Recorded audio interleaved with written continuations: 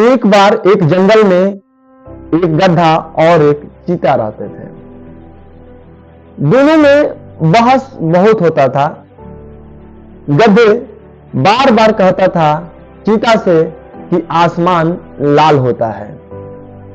चीता बार बार गधे से कहता है कि देख भाई, आसमान लाल नहीं बल्कि नीला होता है। दोनों में इसी बात पर बहस हो रहा था।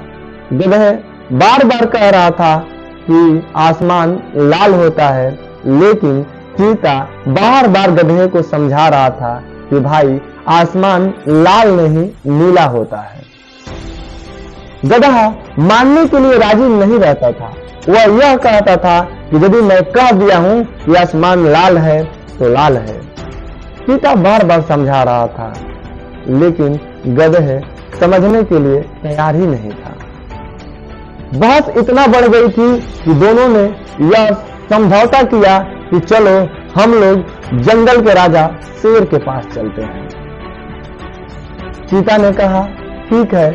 उन दोनों लोगों ने शेर के पास गए। चीता बड़ा चिंतित था, दुखी था। गधे बड़ा मजे से जा रहा था।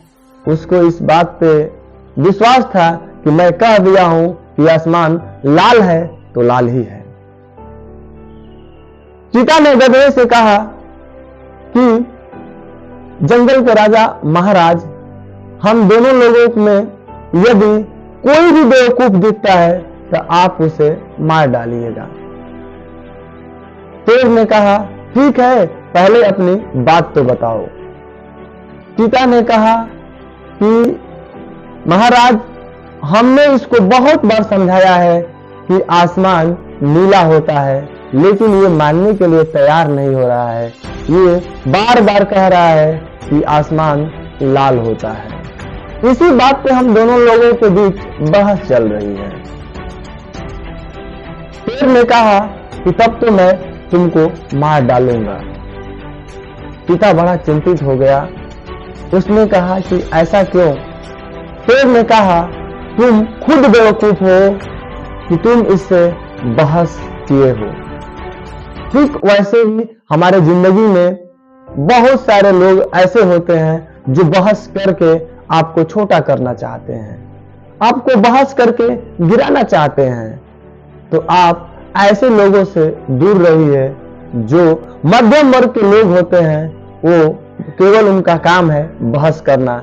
आज आपके साथ बहस करेंगे, कल किसी और के साथ बहस करेंगे।